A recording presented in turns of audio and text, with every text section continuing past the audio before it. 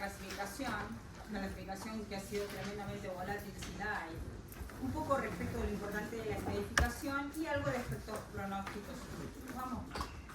¿Cómo empezó el gran cambio, o por lo menos el último gran cambio de todo esto? Bueno, esto empieza, diríamos que con Vancouver, donde largan todo lo que era la organización, digamos que internacional de patólogos urológicos hasta ese momento, con más o menos 4 o 5 papers que fueron los que cambiaron un poquito la historia. Respecto de lo que era el manejo también de las piezas de riñón, de lo que era la clasificación, porque ya había habido otros avances de tipo molecular y ciertas recomendaciones también de mínimos paneles inmunohistoquímicos para poder diferenciar ciertas entidades. Entonces, más o menos con este contexto, largan todos estos papers que ustedes tienen ahí de Vancouver, que son esencialmente de patología, no lo necesitan tanto, pero para que sepan de dónde partimos en ese momento.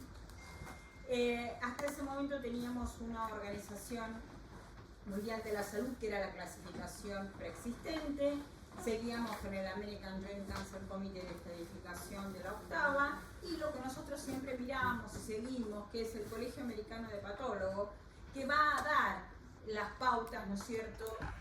Para que ustedes entiendan, primero vienen los artículos, ¿sí?, de los grupos internacionales de patólogos urológicos, después hay modificaciones en la Organización Mundial de la Salud y después vienen lo que aceptan o no aceptan el Colegio Americano de Patólogos. Entonces siempre están como con un desfasaje, ¿no es cierto?, en el tiempo.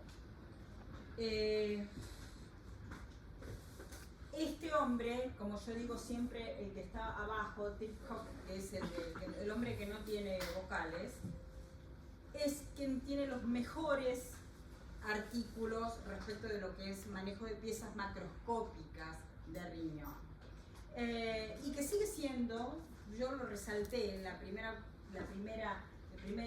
oración, porque la estadificación que nosotros podemos hacer de la mejor manera por ese paciente sigue siendo el factor pronóstico independiente más importante que va a tener el paciente con cáncer de riñón, más allá del diagnóstico, ¿no?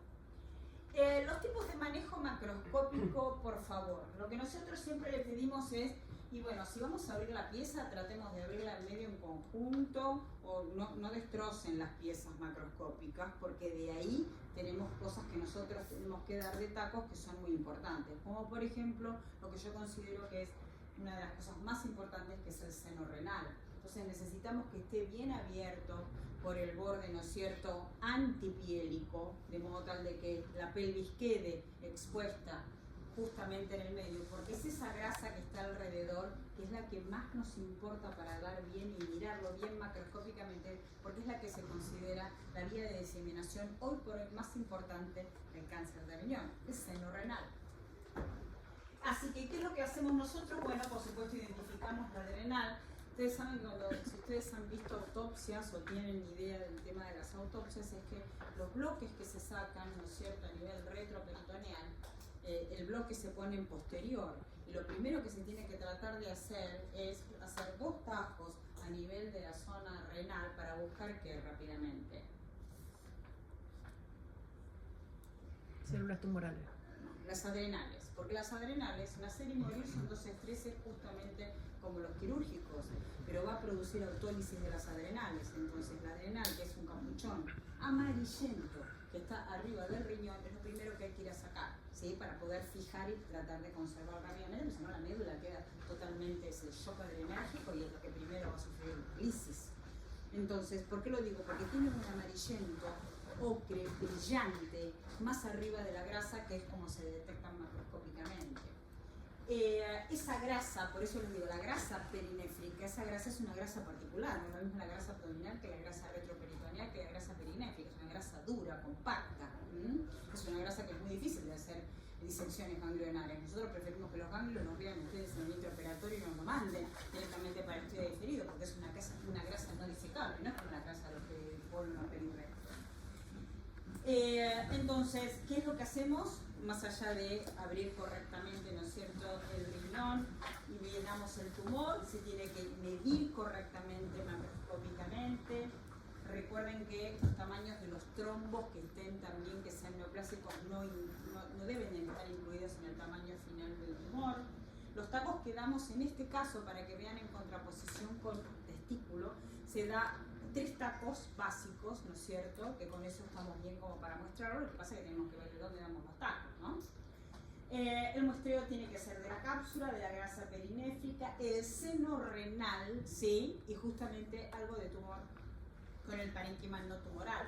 Por supuesto el uréter, ¿no es cierto? Que si ustedes lo mandaron para algún tipo de biopsia intraoperatoria está bien, y si no lo damos a distintos niveles.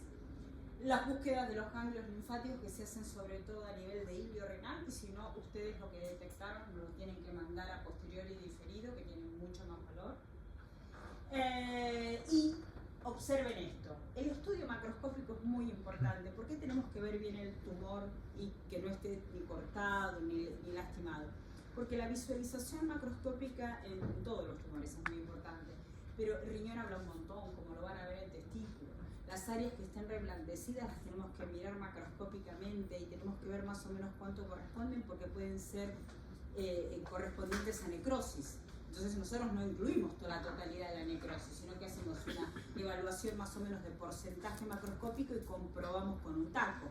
¿Me entienden? Entonces tiene que estar todo muy bien fijado, muy bien preservado, para que nosotros después hagamos todas estas evaluaciones. El seno renal, ¿sí? Recuerden esto, el seno renal es tremendamente importante, es la principal vía de diseminación que va a tener.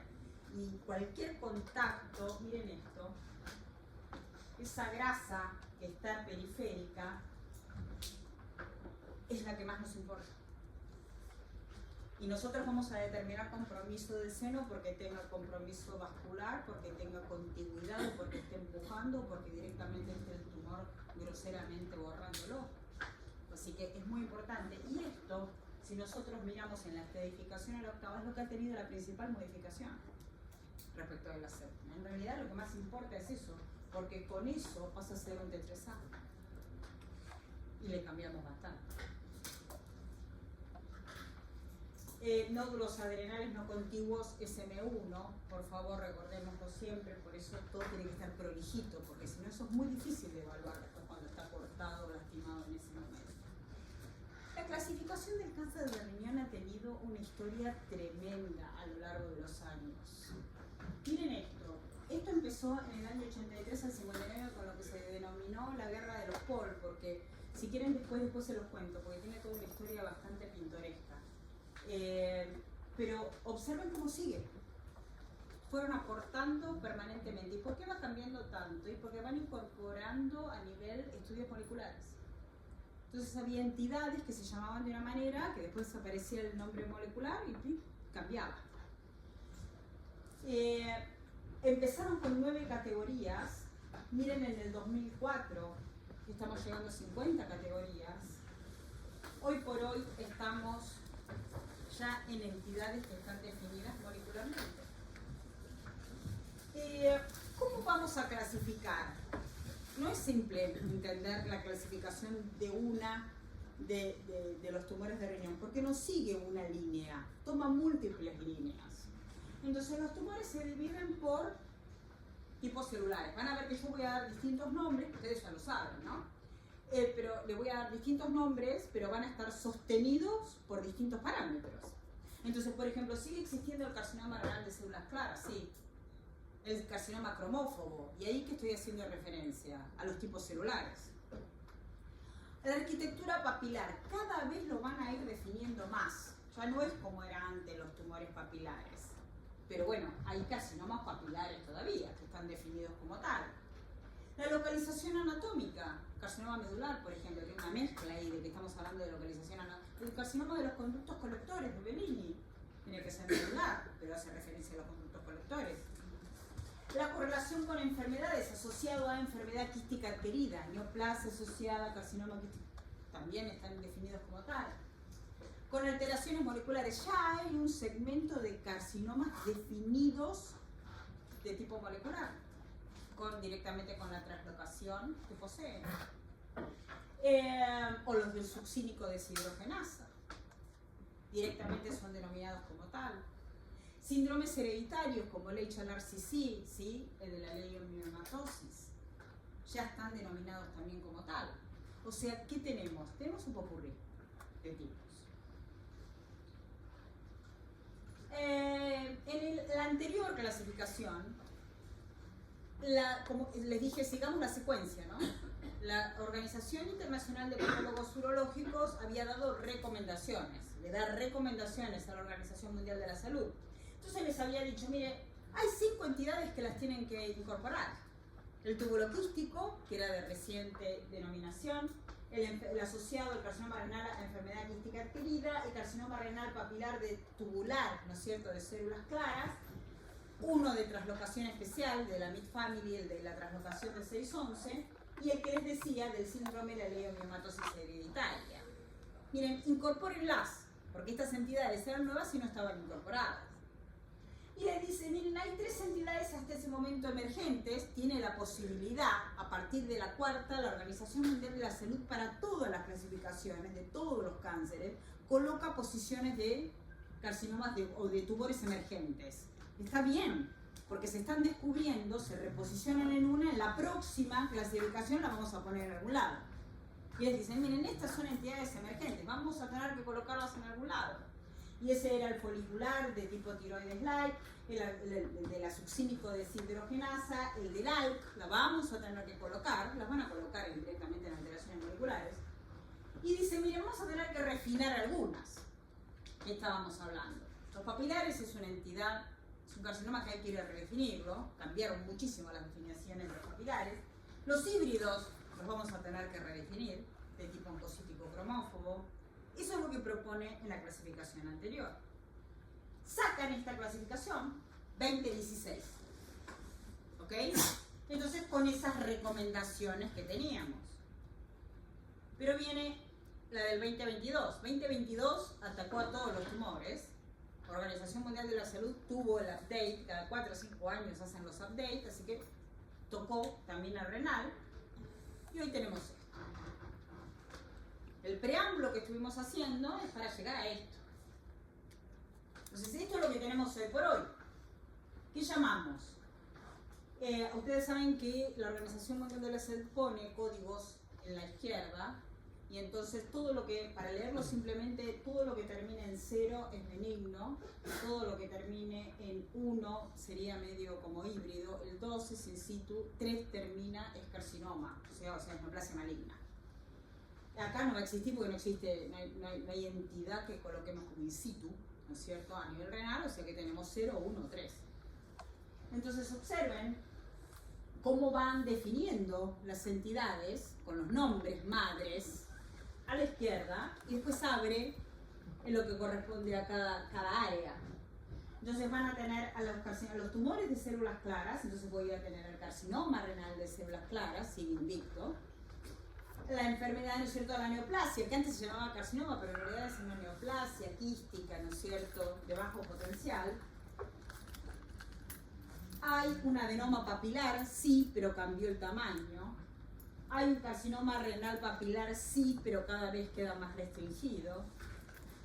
Hay oncocitomas, hay carcinomas cromófobos, hay otras lesiones oncocíticas que vamos a ver que diagnosticamos poco frecuentes. El carcinoma de los conductos colectores queda ahí único, uno de los peores, uno de los más malignos que hay, es el carcinoma de los conductos colectores.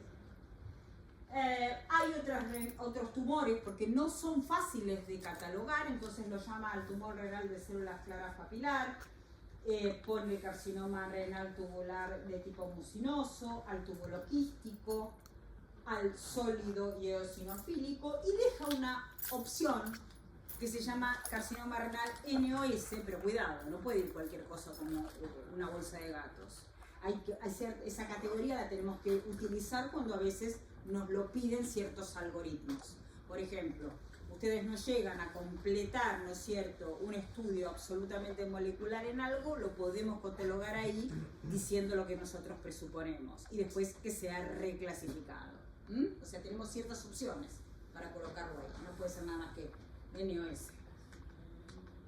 Luego siguen todos los carcinomas definidos molecularmente.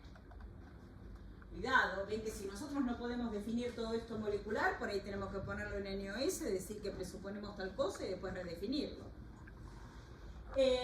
Donde vamos a tener los medulares, los deficientes, ¿no es cierto? Los que se denominan los SMART-CV1, que son los deficientes de INI, toda una nueva categoría a nivel de todo, desde cabeza y cuello, renal, hay por todos lados, ¿sí? Así que son importantes esos tumores, poco frecuentes pero importantes, y así sigue. Esta es la actual clasificación.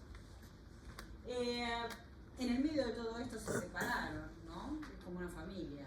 La Organización Internacional de Patólogos Urológicos desapareció y pasa a formarse lo que se denomina la Sociedad de Patología Genitourinaria, UPS. O sea que ahora vamos a tener una nueva, donde vamos a tener ya no es tanto ISUP como si no va a ser UPS. ¿Y qué cosas cambiaron? Por ejemplo, antes era de 0,5 el carcinoadenoma papilar cortical, ahora aceptan hasta 1,5 en tamaño. Se cambió, era un poco lógico, ¿no? Un poco chico eso de 0,5. Eso tiene cambio, o sea que aceptamos 1,5 con los mismos criterios: papilar, no encapsulado, no células claras y de bajo grado, eso sigue igual. El angiomelipoma sigue igual.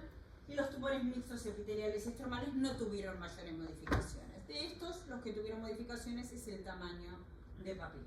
Ahí ustedes están viendo allá arriba la típica macroscopía del oncocitoma, parduzco. Los colores de los carcinomas y los tumores de riñón hablan solos como los tumores de testículo, ¿no? El carcinoma de células claras va a tener que tener en algún lado algo bien amarillento. Y los carcinomas que sean parduzcos, cuando ya los vemos ya sabemos que son otros tumores. Pues es un oncocitoma, viene para el lado de los cromófobos, que son capilares. O sea, con el color nosotros ya estamos presuponiendo lo que nosotros podemos llegar a obtener. Esa es una macroscopía con la escar central típica del oncocitoma. Allá el adenoma capilar y abajo, ¿no es cierto?, el oncocitoma con las células granulares eosinofílicas. Los carcinomas de células claras tienen macroscopías que yo siempre digo que son medias como variegatas, ¿sí? Pero en algún lado ustedes van a tener áreas amarillentas. ¿Sí? Que así empezó un poco lo de la guerra de los polos. La guerra de los polos era pasada por... había dos polos, ¿no? Uno era... ¿cómo se llama el carcinoma renal de células claras? Desde los libros. Desde Matusalén, para decirlo. ¿Cómo se llama? ¿A quién le pusieron el nombre de carcinoma de células claras? No, esa es la declaración del núcleo. ¿Cómo se llama? ¿Tumor de...?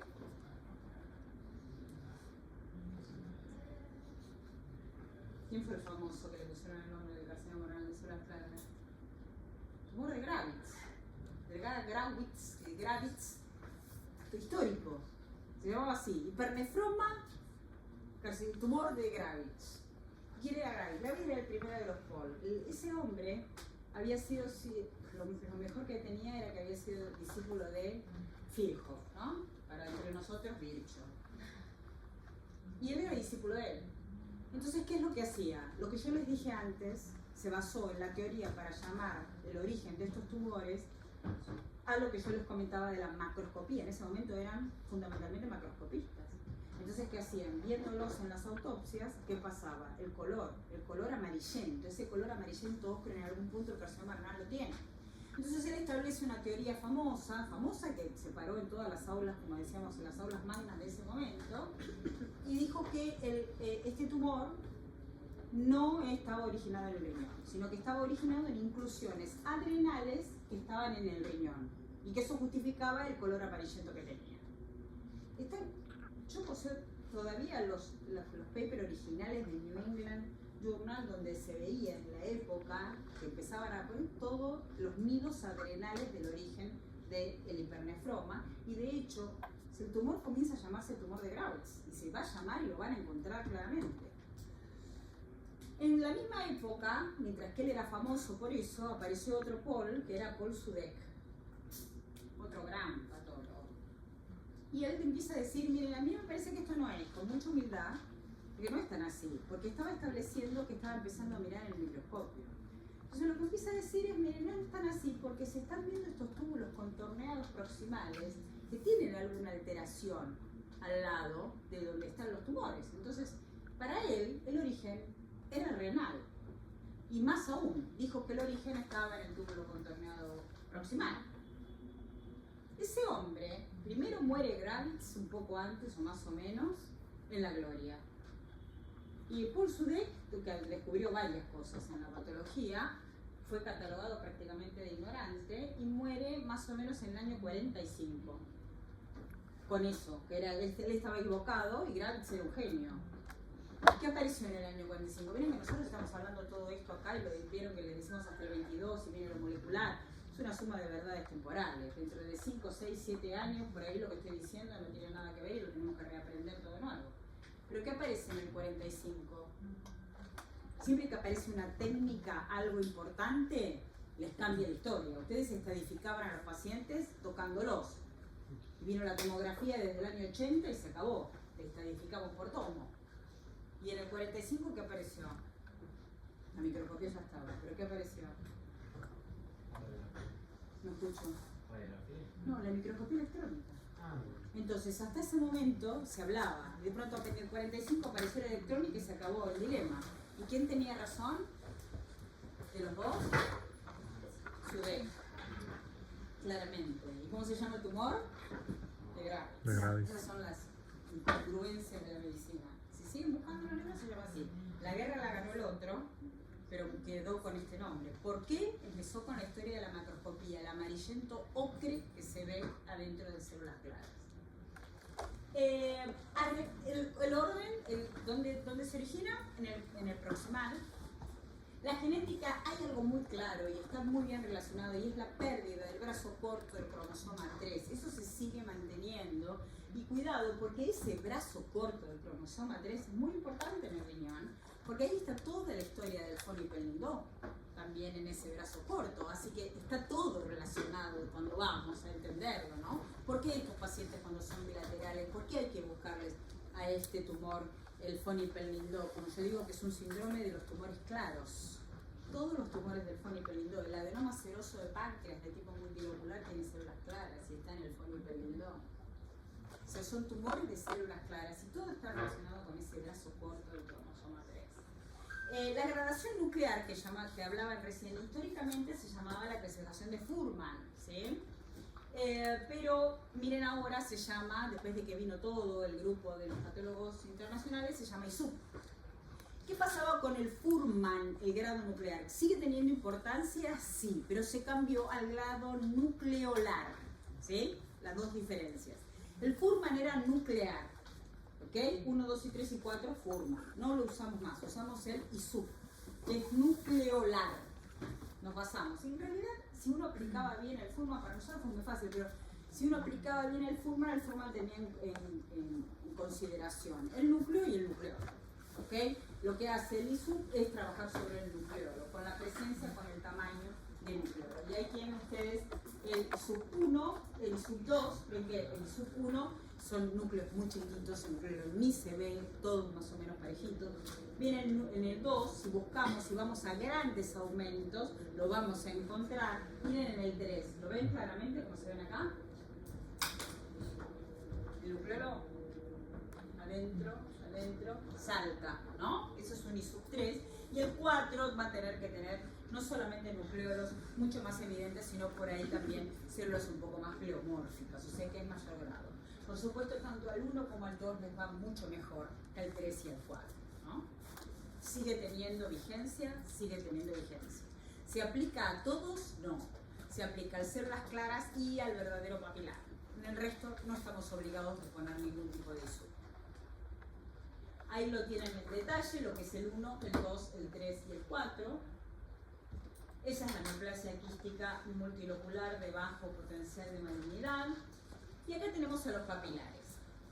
Papilar que nosotros nos quedemos tranquilos es el de arriba, lo que antes era denominado el carcinoma papilar de tipo 1. Cambian bastante, más allá de que sean parduzcos macroscópicamente y que tienen ese aspecto que se deshacen.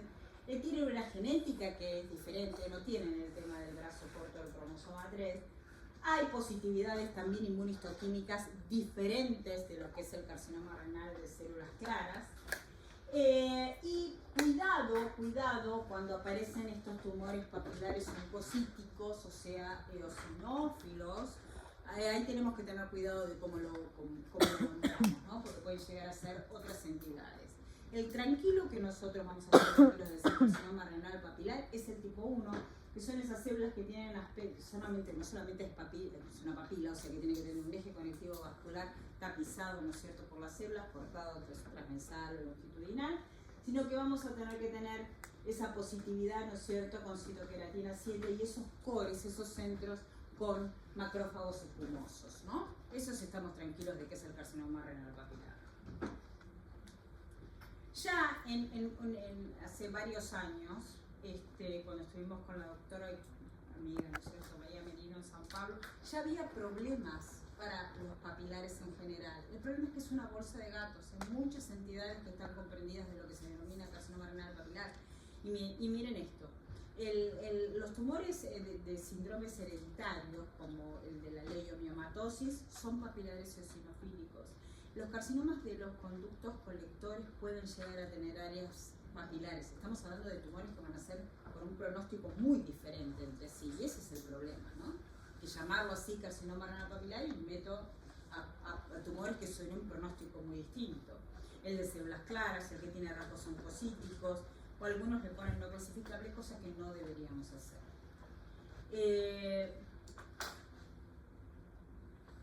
El carcinoma cromófobo, ¿sí? Este fue un cáncer bastante interesante, porque este cáncer es desde el año 85. ¿Y qué ha pasado antes? ¿Cómo se diagnosticaban? Y se diagnosticaban como carcinoma renal de células claras hasta el año 85. Lo que pasa es que se empezaron a dar cuenta de que había como un subgrupo. Primero que no era tan fácil colocar el forma, porque los núcleos de estos no, son muy distintos del papilar tipo 1. Tienen núcleos que se denominan medios convolutos. Segundo, tenía células claras, pero les iba mejor. Ellos se daban cuenta que había un 30% con niveles de codificación que les iba mejor. Entonces empezaron a dar cuenta que eran distintos. Entonces empezaron a hacerle estudios, ¿no es cierto?, de genes. Y lo que tiene es que no tiene nada que ver con el brazo corto del cromosoma 3. Pierde genes enteros. No se coloca la línea de genes porque pierde una oración de genes. Entonces se dieron cuenta molecularmente que era un tumor totalmente diferente. Entonces lo sacan de ese grupo, lo clasificamos mejor y le ponen el nombre de cromófobo porque mucho no se tiñe. Eso era en contraposición del cromofílico, que era el que se llamaba el papilar. Y ven que tienen muchas características muy particulares. Son parduzcos, ¿sí?, pero no se deshacen. Ven que cuando ya los vimos parduzcos ya sabemos que es otro grupo de tumores. Y miren esto, los núcleos, ¿ven esto? Son como arrugados, y ven ahí al lado, se empiezan a definir ciertas características morfológicas para que los patólogos, cuando lo miramos así, digamos correcto que esto puede llegar a ser un cromófobo. Y lo que se ven son, primero las membranas. ¿Ven las membranas? Que yo digo que es como, le decimos a los residentes, como cuando los chicos empiezan a pintar, que agarran el marcador y ¿qué hacen? Primero tiene el bordecito de las cosas, ¿no? Lo resaltan con el marcador y adentro pintan despacito. Bueno, las membranas plasmáticas de los cromófobos son así, resaltadas, remarcadas. En el centro es claro, un poco claro. Hay una variedad de eosinófila también, pero miren esto. ¿Ven alrededor del núcleo? Siempre hay un halo. Y eso es característica. O sea, todas esas tres características morfológicas que se ven en el microscopio nos hacen pensar que eso es un cromófobo. Aparte, lo que tienen, marcan con cito 17 y con citoqueratina 7 y con el DOP1, que inmunistoquímicamente son diferentes de los otros. Hay tumores híbridos, oncocíticos y cromófobos. Y hoy por hoy también hay nuevas clasificaciones respecto de los eosinófilos, y están estas entidades, ¿no es cierto?, como los LOT, ¿sí?, que son los tumores oncocíticos de bajo grado. O sea que esa doble marcación de citoqueratina 7 y 117 nos abre un espectro muy interesante entre oncocitomas, entre cromófobos, entre los LOT y los que también se denominan HOT. O sea que hay una nueva gradación en el medio con esa doble marcación y con ciertas características. Los carcinomas de los conductos colectores, ¿sí? Es interesante porque un carcinoma de conducto colector, primero, no va a ser polar, va a estar en la médula. La macroscopía que tiene es una macroscopía diferente, es un tumor que van a decir, pero esto directamente no tiene bordes definidos, es blanquecino y aparte es infiltrante. ¿Sí? Tiene macros que son muy típicas, medular, blanquecino, infiltrante, plasmoplásico, duro. Es el peor de todos, es uno de los peores pronósticos. Tiene también un estatus molecular totalmente diferente. Y el principal diagnóstico diferencial por la localización, por cómo está, es que no tengamos un ureterial papilar de alto grado, que lo tengamos ahí en la pelvis, que también esté haciendo infiltración, ¿no? Para entender, ¿no?, las diferenciaciones. El túbulo quístico es un tumor delimitado, como bien lo dice el túbulo quístico, de reciente, ¿no es cierto?, clasificación o adquisición dentro de las clasificaciones. El claras papilar, que es una mezcla de los dos y que hace superposición inmunistoquímica, también una entidad nueva. Los tumores de las translocaciones, que se ven sobre todo en los pacientes jóvenes. Los tumores angioedematosos de tipo RAD, ¿no es cierto?, que también van a ser nuevas clasificaciones. Los definidos, miren estos, de tipo mTOR, ELOC, todas nuevas entidades. Los síndromes de cáncer renal familiar. Los síndromes de cáncer renal familiar son muy importantes en tener en cuenta. Yo vi varios casos que con un caso salvaron familias. ¿Por qué? Porque por ver uno se estudia, se llama a toda la línea, ¿no? Son realmente muy interesantes y tienen una opción de apertura y de prevención muy importante. Tal vez de los más importantes están en los claros, en los de Phonipel-Lindau. Hay carcinomas renales papilares hereditarios y el carcinoma, ¿no es cierto?, relacionado con la leiomiomatosis, más allá de los eosinófilos que se aparecen en el Birt-Kortube y el de la succínico de silogenasa, que está con varias entidades, ¿no?, también con los paragangliomas. Ahí tenemos al de la leiomiomatosis con esos nucleolos tan prominentes. Y me interesa que se lleven esto, que es la subtipificación, ¿no es cierto?, de los riesgos. Miren, tenemos de alto riesgo, de riesgo intermedio y de bajo riesgo, ¿no? Como se están clasificando muchas de las lesiones. Las nuevas clasificaciones de la Organización Mundial de la Salud lo que tratan de hacer es una clasificación morfológica con lo pronóstico, con la estratificación de riesgo, ¿no? A eso vamos a casi todos los tumores. Riñón no está afuera. Y miren esto, en bajo riesgo tenemos a lo de la succínico, cuando es, perdón, de alto riesgo, la que teníamos, el que hablábamos de la fumarata, de la succínico, de riesgo intermedio, ¿sí?, un grupo, y de bajo riesgo, los tumores de la succínico, el vaculado y el LOT, como nuevas entidades separadas por riesgo. O sea que no todo lo nuevo entra en el mismo grupo pronóstico. Como los factores pronósticos del cáncer de riñón, vuelvo con la misma frase con la cual empecé. O sea, ustedes operándolos, mirando bien los tamaños, nosotros trabajando bien con la pieza de esa nefrectomía parcial o total, estudiándolo bien, es lo mejor que podemos hacer por ese paciente, porque es el factor pronóstico independiente más importante que tiene, estudiar bien esa pieza.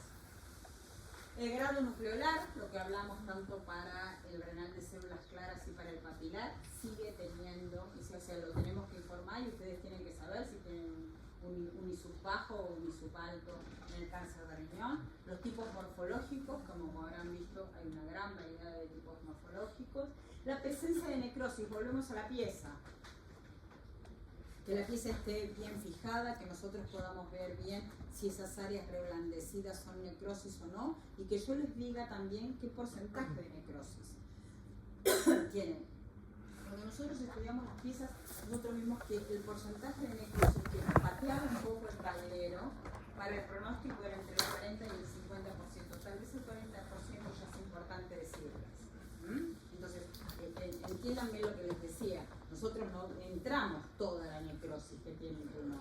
Se ve muy bien macroscópicamente, se sabe cuál es la zona reblandecida y con la macroscopía se estipula qué porcentaje, ¿no es cierto?, está teniendo, como si fuese un damero cortado de tumor viable y tumor necrótico. La presencia de patrón sarcomatoide, tremendamente importante y sigue teniendo incidencia pronóstico. Los que más van a tener patrón sarcomatoide, más tienen tendencia a tener patrón sarcomatoide. De los conocidos, el más frecuente es el carcinoma renal de células claras. Pero cuidado que hay otros tumores, ¿sí?, sobre todo algunos con daños moleculares específicos que pueden llegar a tener también patrón sarcomatoide. Pero de los comunes, el más frecuente es el de células claras. La presencia, si hay patrón sarcomatoide tenemos que ponerle un porcentaje. Ustedes tienen que no solamente decir presencia, sino cuánto hay de patrón sarcomatoide. A diferencia de lo que es el patrón rhabdoide, de células excéntricas y eosinófilas que se observan, ahí solamente hay que decir hay presencia de patrón rhabdoide. Si hay presencia de patrón rhabdoide no necesito decirles cuánto hay, porque eso solo ya vuelca también el pronóstico, mal, ¿no? Y la invasión, por supuesto, linfovascular, como en todas las neoplasias. Observen cómo importa el compromiso de seno. Tener seno o no tener seno comprometido a una curva de tabla media en la vuelta, Así que importante, lo resaltamos también al final. Allá vean ustedes el patrón sarcomatoide, abajo el patrón rhabdoide y acá la presencia de necrosis microscópica, ¿no es cierto? Como lo vemos, ven que el patrón rhabdoide es muy característico, el sarcomatoide también. Dentro de los futuros del cáncer de riñón y con las cosas que se le pueden hacer, hay muchas. Tantas opciones terapéuticas todavía que estemos súper tranquilos, no, se están probando opciones, sobre todo con la línea de VAP, ¿no es cierto?, y con la línea del FONIPEL, ¿no? Se están probando, se están viendo que respuestas terapéuticas, pero estaría pasando, ¿no es cierto?, sobre todo por eso, ¿no?, por el VAP que también se usa para otros tumores, como por ejemplo para mesotelioma, como también para melanomas. La parte de inmunoterapia está ahí, ¿no es cierto?, como una opción, ¿no es cierto?, terapéutica también para el cáncer de riñón, pero todo esto está en vías, ¿no? No es un cáncer que hoy por hoy podamos llegar a decir que se ha avanzado tanto desde el punto de vista de target molecular como otros tumores, ¿no? Por eso es tan importante que esté bien diagnosticado de entrada y bien operado, que sigue siendo su factor pronóstico más importante. Esto va a seguir. Todavía está siguiendo más por el tema molecular de diagnóstico, vuelvo a repetir, que más por el tema molecular de target, ¿no? Se ha avanzado más por diagnóstico que por target. Pero todo esto va a seguir. Se trabaja, ¿no es cierto?, con ciertas drogas para todo el tema que había empezado y que siguen para buscar a la vuelta del tipo angiogenético, ¿sí?, sobre todo con moleculares para angiogenéticos y para factores de crecimiento. No puedo hablar perfectamente de que hay realmente target específicos. Está todo en territorio, ¿no es cierto?, más de prueba que de evidencia. Pasamos a testículos. Acá vamos a cambiar un poco porque acá vamos a ver